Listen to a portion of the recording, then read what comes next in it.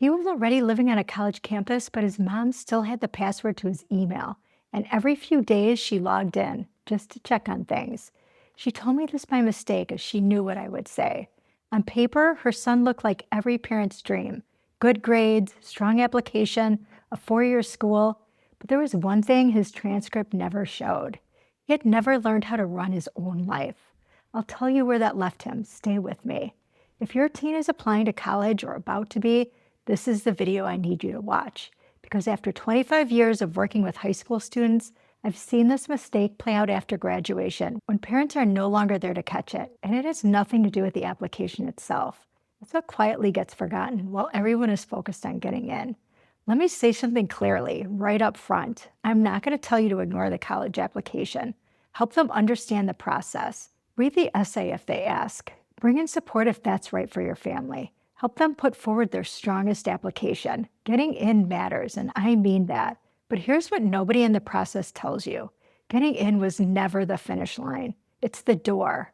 And while every ounce of your attention goes into getting your teen through that door, something quieter can slip by completely unnoticed. Whether they can actually stand on their own once they're on the other side. Let me take you back to that mom. For years, she was the safety net under everything that her son did. If an assignment was missing, she knew it before he did. If a teacher sent an email, she saw it first. If a form was due on Friday, it was on her calendar by Monday. She didn't just help with the application. She ran his entire life. And from the outside, it looked like devotion. Underneath, something important was missing.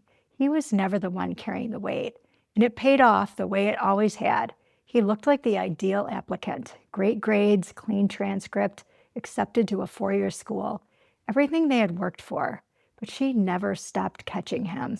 Freshman year of college, she was still logging onto his email, still handling the parts of his life that he had never once handled himself, because he couldn't. He had spent 18 years being an impressive student, but he had not had enough practice becoming a capable young adult.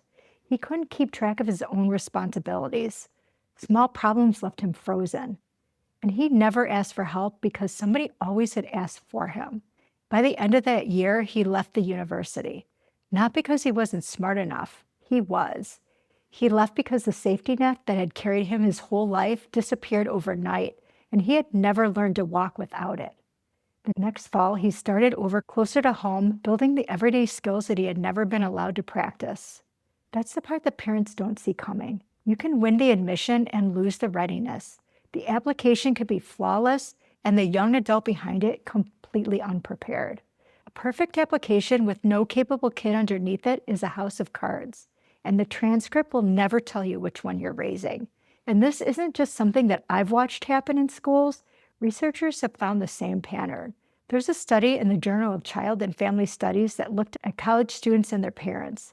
The students with over-controlling parents, the ones whose parents did too much for too long, reported more depression and less satisfaction with their lives. And the pattern matters.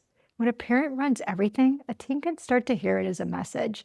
I don't trust you to handle this. You can't handle this without me. Given enough time, some of them start to believe it.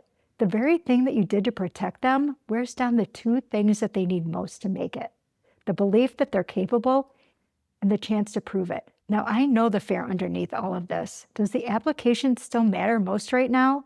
Here's the truth. Colleges do care about grades and the rigor of the classes. That part is real, so build the strongest application that you can. Just don't mistake it for the finish line. Getting in was never the goal. Staying in was. And staying in runs on a completely different set of skills than getting in ever did.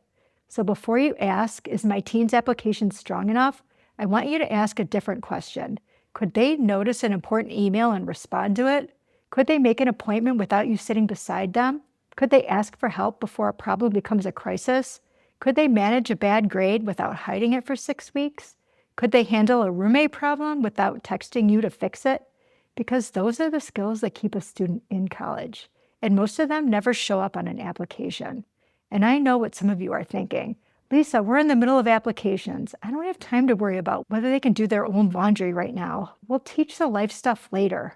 I understand, but there is no later. This is later. The summer before move-ins is closer than it feels. You can't cram 18 years of independence into one August. If your teen can't handle the small things now, with you down the hall and their whole support system around them, they won't suddenly learn it in a dorm 3 states away with no one watching. So here's your actual job this year. It's not to choose between helping with the application and raising a capable adult. It's to do both on purpose. Help with the application, and at the very same time, start handing your teen the parts of their life that they'll have to run alone in a few short months. Let them make their own appointment. Have them send an email to the teacher or the coach themselves. Put the money conversation, the scheduling conflict, the problem they normally hand you back in their hands. Pick one thing this week that you would normally do for them and don't. And when they fumble, something small and recoverable, a late reply, a forgotten errand, a messy first try, resist the urge to fix it. That's the cheap version of a lesson that they'll otherwise have to learn the expensive way, alone freshman year. This is where you let go, not on the application, on everything around it. And that brings us back to the email, because it was never really about the email. It was about a mom who managed every part of her son's life except the part that mattered most, whether he could run it himself. She wasn't a bad parent. She was a devoted one. To her, getting him in was the whole job.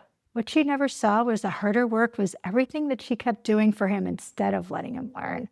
Your teen doesn't just need to get into college. They need to become someone who can stay. So help with the application, every bit of it. And then just as deliberately, help them practice the life waiting on the other side of that door. Because one day soon, sooner than you think, they'll be standing on the other side of it alone. If this is the line that you're trying to find, when to help and when to let them practice, I made a free guide for you. It's called the High School Roadmap Every Parent Needs to Succeed. The link is in the description and it's pinned in the comments.